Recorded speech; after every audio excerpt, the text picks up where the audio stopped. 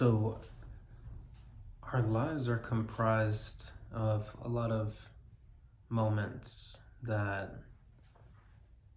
in themselves, probably don't have too much significance, but piecing them together kind of reveals the full picture.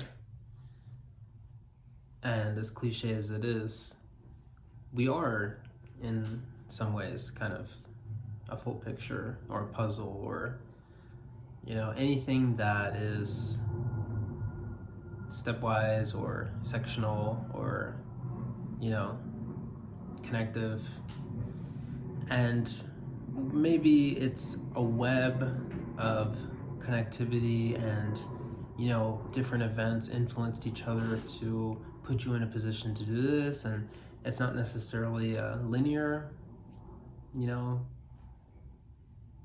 cause and effect relationship, or maybe it is, I don't know. But it kind of brings up an interesting topic that I do feel like I probably should have expressed more outside of my room. And maybe I will kind of give an addendum after this section's finished somewhere outside. But there's always multiple ways to look at the paths and choices that are in front of you. And many people rely on, a form of mild logic, given their experiences, given what's rational to them and maybe to society, as well as probably a gut feeling, some sort of intuitive guidance. And, putting those together can kind of, illustrate how people make decisions and how they wind up in certain places. But there's always another component that people, don't consider as strongly. And I ascribe it typically to something more mysterious or elusive. And the only reason why is because it appears to behave. I say it because I can't quite describe it without giving it like personified features. This idea, it's not necessarily a person, although it's easier to kind of put certain attributes to it that are consistent with people, has a particular playful and often parental or nurturing type sentiment. And that is interpreted in some ways probably through just our human minds, being we like the idea that something is out there kind of caring for us. But ironically, at times it does feel that way. We've lived through probably a few near-death experiences by this point. And I know I have a few of my own stories that are pretty intense, especially when I was living through them. Not to mention all of the beautiful circumstances we've encountered. Of course, we've faced innumerable challenges and problems, but the fact that we were permitted in a way, and of course you can chalk it up to our own actions and intentions perhaps, but the fact that we were in some ways allowed by nature or whatever else to survive this long, I think is a testament to kind of the virtue of life itself, which is pretty long if you think about it. And it's short at the same time. It can be taken away at any moment, but the fact that, we can even be here to think about these things and to discuss them already outlines how far we've come, you know? We've made it past our basic needs. We've made it past puberty. We've made it past the, formative stages of adulthood. And if you, like me, are probably in your 20s or even 30s, you're probably watching this as almost a fully developed human socially, if not physically. And these factors give you a more holistic experience of what it means to be alive. And so, yeah, putting that all together doesn't mean necessarily that we should chalk everything up to a higher power. And it doesn't mean that we shouldn't. There's a lot of explanations for phenomenon that happen that we don't currently understand or comprehend. And what's best left is probably just a question mark, And for the moments that feel particularly potent, especially given the context of our life, we can analyze them, at least retroactively, and think perhaps other elements were at play than were made aware during the circumstances. So, if you're still following me, I just encourage you to keep your mind open.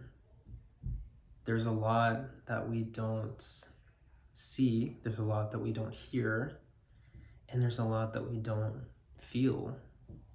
Why? I don't really know.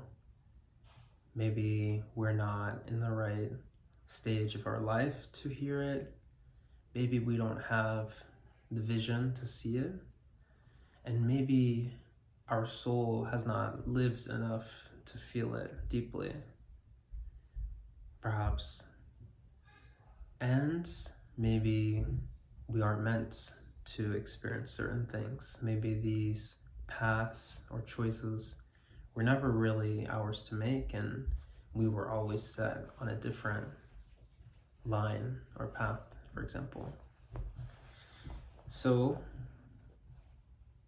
as I said, just be open, and in the future, in the present, allow yourself to not expect anything necessarily, and also not be tied to a particular method of something taking place, especially something that currently seems out of your grasp or reach.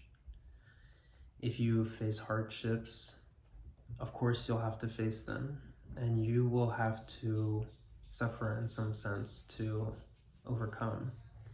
But if you believe that help is out there, that you can be supported, then I do think that it will come. And I think that not necessarily a rescue, but support will make itself known to you. That's extrapolable or replicable in so many other areas too. Think about an ambition that overtook you, that you were so passionate about. You were also maybe offered opportunities to step up and to rise to the challenge and continue on that ladder. And maybe somebody saw that in you, somebody that you didn't even know of, that granted you the opportunity to get into a certain position. This is a similar idea. So whether it's ambition, whether it's just a feeling of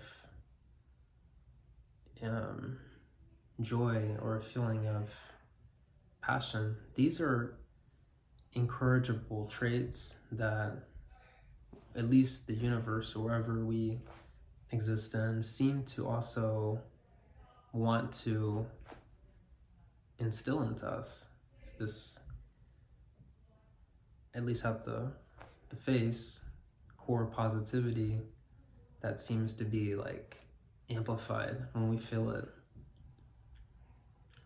And so too, negative emotions and traits also have their ability to be reproduced quite extensively, actually.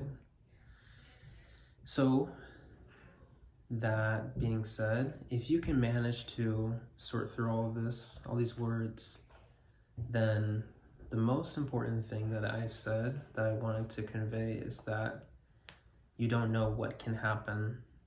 And even within the parameters of what you think could happen, you can always be surprised.